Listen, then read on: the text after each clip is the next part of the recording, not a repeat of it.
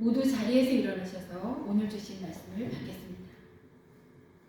성경 봉독은 세번역 성경으로 3장 1절에서 2절 그리고 5장 1절에서 2절까지만 읽도록 하겠습니다. 다 함께 합독하시겠습니다. 이스라엘 자손은 여러 마을에 흩어져서 자리를 잡은 지 7째 달이 되었을 때 일제히 예루살렘으로 모였다. 요사닥의 아들 여호수아와 그의 동료 제사장들과 스알델의 아들 스룹바벨과 그의 동료들이 모여서 하나님의 사람 모세의 율법에 규정된 대로 번제를 드릴 수 있도록 이스라엘의 하나님의 제단을 쌓았다. 그때 학개의 예언자와 이도의 아들 스가랴의 예언자가 자기들이 받들어 섬기는 이스라엘의 하나님의 이름으로 유다와 예루살렘에 사는 유다 사람에게 예언을 하기 시작하였다. 같은 때에 스알디엘의 아들 스룹바벨과 요사닥의 아들 예수아가 예루살렘에 있는 하나님의 성전 건축 공사에 참수하였다. 하나님의 두 예언자도 그들을 도왔다. 아멘. 하나님의 말씀입니다. 자리에 앉으시겠습니다. 얼마 전에 제가 부흥이라는 책을 선물 받았는데요. 이 책이 다큐멘터리 형식의 영화로 제작되었다고 해서 영화 상영관을 검색하게 되었습니다. 그러다가 신의 악단이라는 영화의 리뷰를 읽게 되었는데요. 어떤 성도님이 믿지 않는 예수님을 믿지 않는 남편분과 함께 이 영화를 보셨답니다. 영화를 보고 나서 그 성도님의 남편분이 며칠 동안 계속해서 그 영화 속에 나왔던 광야라는 찬양, 그 찬양을 계속해서 들으시더랍니다. 성도님의 남편은 은혜를 받으신 것이지요. 이처럼 하나님은 그분의 백성인 우리를 부르시는 방법으로 다양한 길들을 열어놓으셨습니다. 사랑하는 성도 여러분, 하나님의 백성으로 부르신 구약성서에서의 이스라엘 사람들의 인생 전체는 광야의 여정이었다고 해도 과언이 아닐 것입니다. 에스라서와 느헤미야서에서는 끝난 것처럼 보였던 이스라엘 역사 속에서도 유대 민족을 통해 하나님의 약속을 성취해 가신 구약시대의 마지막 사건들을 다루고 있습니다. 신약까지 포함한 예수 그리스도의 십자가에 이르는 구속사는 그 이후로도 계속 진행되지만 구약만 놓고 본다면 이 두 책은 선민 이스라엘 역사 그 마지막 장면을 기록하고 있습니다. 하나님께서 아브라함을 부르시고 그를 통해 하나님의 백성들이 살아갈 영토로 가나안 땅을 허락하셨지만 하나님의 백성으로 부르심을 받은 이스라엘 백성은 하나님의 뜻에서 벗어난 불순종의 결과로 포로 신세가 되어 다시 광야의 삶이 시작된 것이라고 볼 수 있습니다. 바벨론의 침공으로 다윗 왕조는 무너졌고 예루살렘 성전은 불탔으며 백성들은 포로로 끌려가 뿔뿔이 흩어졌습니다. 그 상황을 인간의 눈으로 본다면 이렇게 말할 수밖에 없을 것입니다. 이제 끝났다. 나라는 망했고 예배가 무너졌고 하나님의 백성으로서의 정체성은 잃어버렸습니다. 하나님의 나라를 이루라고 불러주신 이스라엘의 역사는 여기서 완전히 끝난 것처럼 보였습니다. 그러나 성경은 우리에게 말합니다. 인간의 역사는, 하나님의 역사는 인간의 실패 지점에서 멈추지 않는다고 말입니다. 아멘. 오늘 우리는 에스라서를 통해 무너진 자리에서 다시 시작하시는 하나님, 그리고 그 하나님을 신뢰하는 믿음이 무엇인지 함께 살펴보고자 합니다. 에스라서는 하나님이 역사의 주관자이심을 증거하는 책이라고 말할 수 있습니다. 에스라서 1장 1절은 이렇게 시작합니다. 바사왕 고레스의 마음을 여호와께서 감동시키시네. 이 짧은 한 문장이 에스라와 느헤미야서 전체를 관통하는 선언입니다. 역사는 우연이 아니라 하나님의 주도 아래 있다는 선언인 것이죠. 이스라엘의 회복은 민족의 힘으로 이루어진 것이 아닙니다. 군사력도 정치적인 역량도 아니었습니다. 하나님께서 이방 왕의 마음을 움직이셔서 이미 죽은 것과 같았던 이스라엘 공동체를 회복시키셨습니다. 이 포로 귀한 공동체는 결코 강하지 않았습니다. 불과 수만 명에 불과했던 이들은 이방 세계라는 거대한 바다에 떠 있는 작은 섬과 같은 존재였습니다.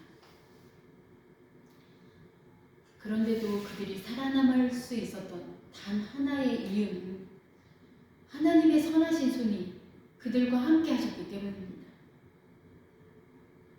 에스라서는 반복해서 말합니다. 여호와의 선한 손이 나를 도우셨다. 중요한 순간마다, 결정적인 고비마다 하나님의 개입하심이 이들 가운데 있었습니다. 이것은 과거의 이야기만이 아닙니다. 오늘 우리들의 삶도 마찬가지입니다. 우리는 종종 감당하기 어려운 문제 앞에서 모든 것이 통제 불가능해 보이는 순간들을 만날 때가 있습니다. 그러나 성경은 분명히 말합니다. 하나님은 여전히 역사의 주인이시며 우리 삶의 주관자이십니다. 아멘. 한 작은 마을에 오래된 등대가 하나 있었습니다. 그 등대는 폭풍이 몰아칠 때마다 배들이 길을 잃지 않도록 밤새 불을 밝혀주는 역할을 했습니다. 그런데 어느 날 큰 폭풍이 지나간 뒤 마을 사람들이 보니 등대의 불이 꺼져 있었습니다. 등대의 외벽은 부서졌으며 유리창은 깨졌고 등대의 꼭대기는 거의 무너진 것처럼 보였습니다. 마을 사람들은 말했습니다. 이제 이 등대는 끝났다. 다시는 불이 켜지지 않을 것이야. 그런데 며칠 뒤 밤이 되자 갑자기 등대 안쪽에서 희미한 불빛이 다시 켜졌습니다.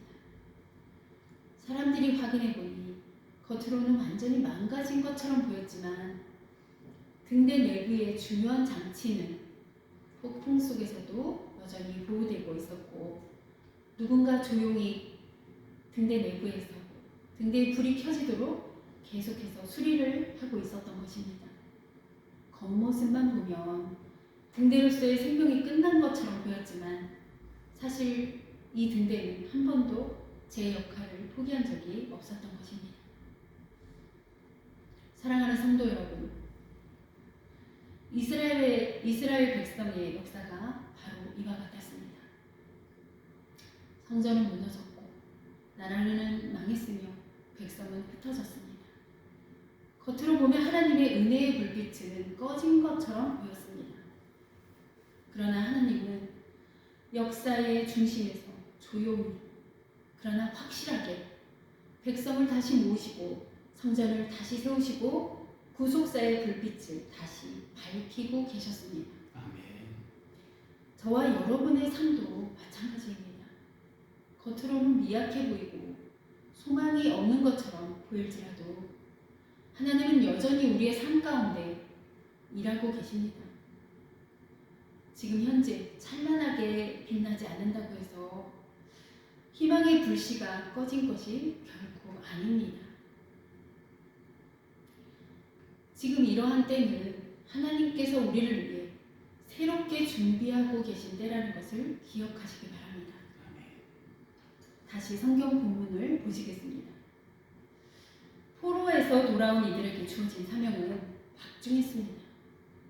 그들은 단순히 고향으로 돌아온 사람들이 아니었습니다. 그들의 사명은 거룩한 신앙의 유산을 보존하여 구속사의 허리를 다시 잇는 것이었습니다. 성경은 예수님을 구주로 영접한 그리스도인들에게 참으로 놀라운 약속을 합니다. 예수님은 그리스도인들에게 주님 안에서의 부족함이 없는 은혜가 넘치는 삶과 세상에 선한 영향력을 끼치는 삶, 그리고 도전에 오는 시험을 능히 이길 수 있는 삶과 같은 놀라운 축복의 삶을 약속하셨습니다. 그런데 안타깝게도 많은 그리스도인의 삶은 약속된 삶과는 너무나 다릅니다. 하나님의 백성으로 부름받은 이들은 하나님의 법대로 살아야 약속된 축복을 받을 수 있는 것입니다. 하나님의 뜻에 따라 인도함을 받아 사는 하나님의 사람에게는 자기 힘과 자기 의지로 사는 사람들이 알 수도 없고 누리지도 못하는 축복의 삶이 예비되어 있습니다. 여호와 이레의 은혜이지요. 우상 숭배와 다민족으로 피가 섞여버린 북이스라엘은 이제 배제되고 남유다로 구성된 유대민족은 다시금 하나님 나라 백성답게 살기 위해 성전을 재건하고 제도를 회복하고 순결한 삶을 살고자 했습니다. 그러나 현실은 냉혹했습니다. 주변 민족들의 방해와 그들과의 끊이지 않는 갈등, 그로 인한 내부의 균열, 경제적인 궁핍, 이 모든 상황으로 인해 결국 성전 공사는 중단되었고 백성들은 다시 각자 자신들의 집과 밭을 가꾸는 데에만 몰두하는 삶을 살게 되었습니다. 이때 하나님께서 선지자들을 보내십니다. 학개와 스가랴입니다. 선지자들은 단호하게 말합니다. 너희가 하나님의 집을 뒤로 하고 자기 집만 돌보느냐? 하나님의 성전을 재건하라. 어쩌면 이 말이 불편하게 들리시는 분도 계실 것입니다. 당시 그들 가운데에도 그러한 마음이 든 이들이 있었을 것입니다. 그러나 선지자 학개와 스가랴의 독려에 백성들은 다시 힘을 내기로 합니다. 이때의 성전 건축은 단순한 건축 사업이 아니었습니다. 신앙을 다시 일으키는 중심 사건이었습니다. 지금의 교회 건축과는 그 의미가 다르다고 말할 수 있습니다. 그때 하나님은 다시 한번 역사를 움직이십니다. 페르시아 왕궁의 혼란 속에서 다리오가 왕이 되고 공사를 방해하던 세력이 다리오 왕의 칙령에 의해 제압되고 마침내 성전은 완공됩니다. 선지자 예레미야의 예언대로 성전이 무너진 지 약 70년 만의 일이었습니다. 이 모든 과정은 한 가지 사실을 분명히 보여줍니다. 하나님의 일은 인간의 열심이 아니라 하나님의 주권으로 이루어진다는 사실입니다. 에스라부터 느헤미야서에 나타나는 빼놓을 수 없는 핵심 신학은 하나님의 헤세드, 곧 하나님의 성실하신 사랑입니다.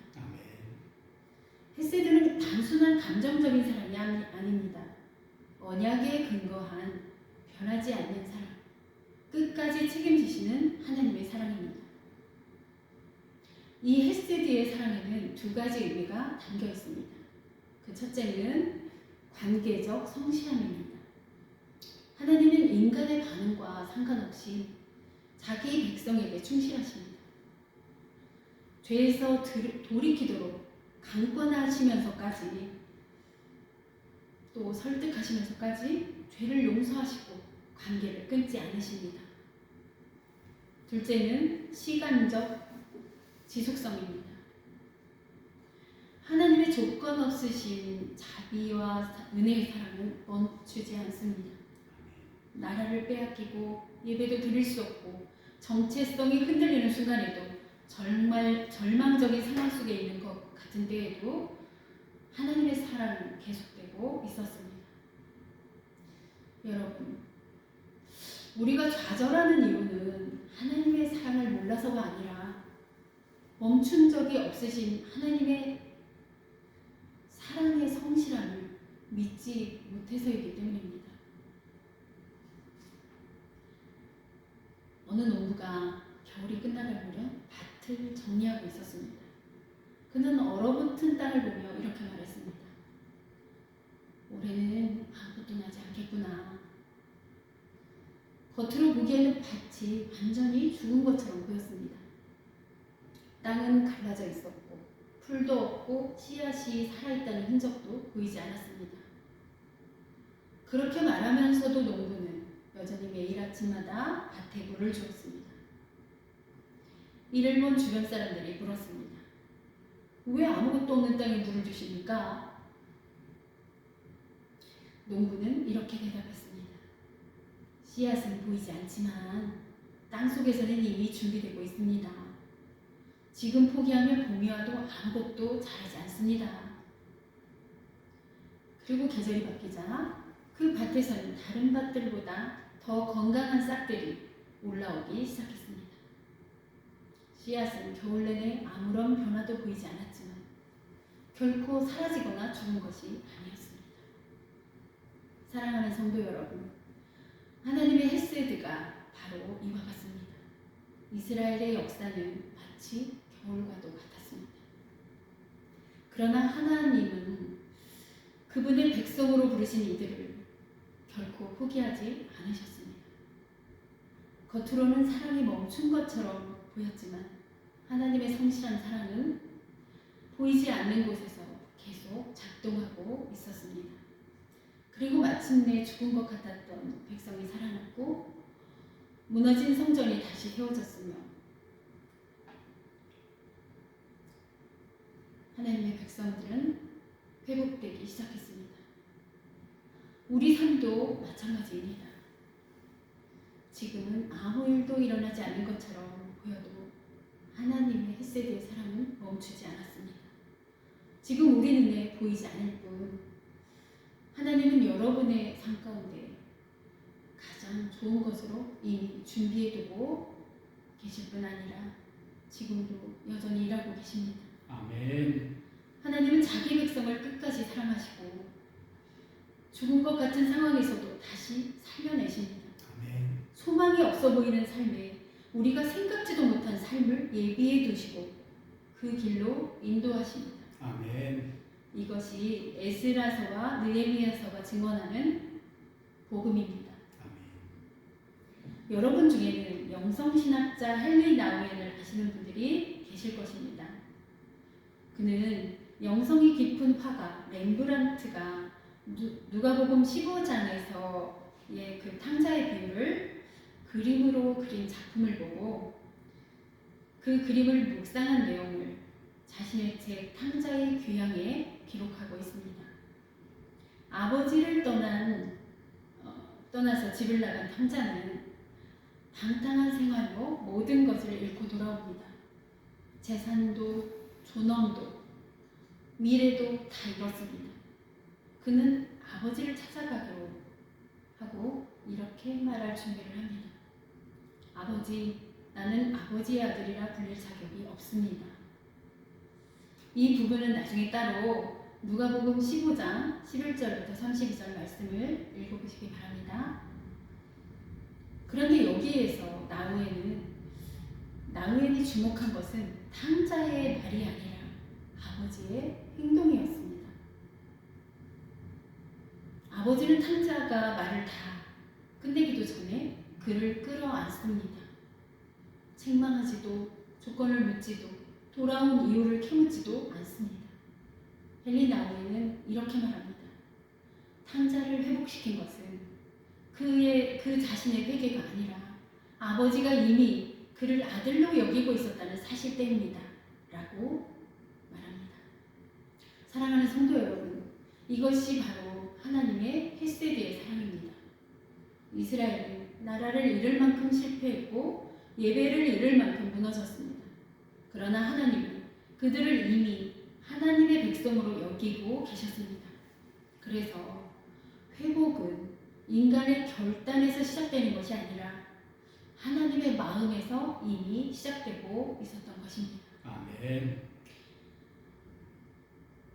에스라 1장 1절에서의 여호와께서 고레스의 마음을 감동시키시네 라는 말씀은 이스라엘이 돌이키기 전에 이미 하나님께서 움직이고 계셨다는 증거입니다. 우리의 회복도 마찬가지입니다. 우리가 하나님께 돌아가서 붙드는 것이 아니라 이미 하나님이 헤세드의 사랑으로 우리를 붙들고 계셨던 것입니다. 아멘. 사랑을 믿다가도 좌절하는 이유는 하나님의 성실을 믿지 못해서입니다. 그러나 변함없으신 하나님의 헤세드는 인간의 반응에 의한 것이 아닌 하나님으로부터 발현된 사랑입니다. 여러분, 우리 교회의 이름이 무엇이지요? 네, 헤세드 교회입니다. 이 이름은 우연히 붙여진 이름이 아닙니다. 우리가 이 교회를 헤세드 교회라 정하게 된 이유는 사람의 열심이나 능력이 아니라 그러한 것으로 세워진 교회가 아니라 예수님이 이끄시는 교회, 오직 하나님의 헤세드, 곧 하나님의 변함없으신 사랑과 끝까지 책임지시는 하나님의 성실하심 위에 세워진 교회라는 고백인 것입니다. 아멘. 헤세드는 잘했을 때만 주어지는 사랑이 아닙니다. 넘어졌을 때에도, 포기하고 싶을 때에도 한결같으신 성실하신 하나님의 사랑으로 우리를 품으시고 우리를 이끌어 가시는 하나님의 사랑입니다. 사랑하는 성도 여러분, 이 헤세드 교회 위에 그리고 헤세드 교회 공동체를 이루고 계신 여러분 한 사람 한 사람에게도 동일한 하나님의 헤세드의 은혜가 흐르고 있습니다. 우리가 여기까지 올 수 있었던 것도, 우리가 지금 이 자리에 서 있는 것도 우리의 능력이 아니라 하나님의 성실하신 사랑 때문입니다. 헤세드 교회는 시작된 지 이제 1년이 조금 넘는 개척교회입니다. 그런 의미에서 볼 때 광야의 여정에 있다고 보아야 할 것입니다. 그러나 오직 주님의 성실하신 사랑에 의지하여 우리를 구원하신 예수 그리스도의 손을 꼭 붙잡고 매일매일 기쁨 가운데 이 길을 주님과 함께 걸어갈 것입니다. 아멘.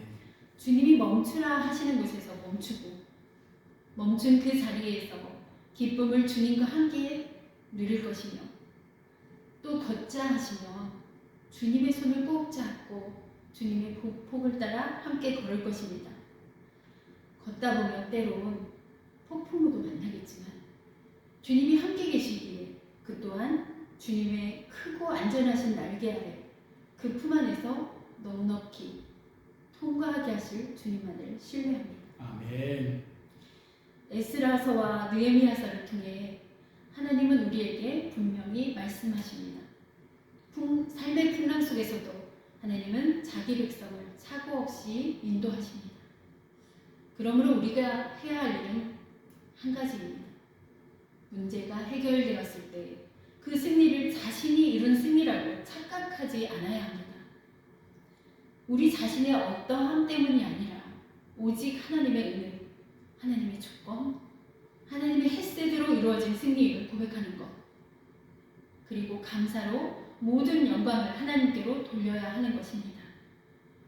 오늘도 우리 삶 가운데 일하시는 하나님을 전적으로 신뢰하는 저와 여러분 되시기를 주님의 이름으로 축복합니다. 아멘. 기도하겠습니다. 거룩하시고 신실하신 하나님 아버지, 오늘 에스라서를 통해 무너진 역사 속에서도 결코 일하심을 멈추지 않으시는 하나님의 주권과 은혜를 다시 보게 하심을 감사합니다.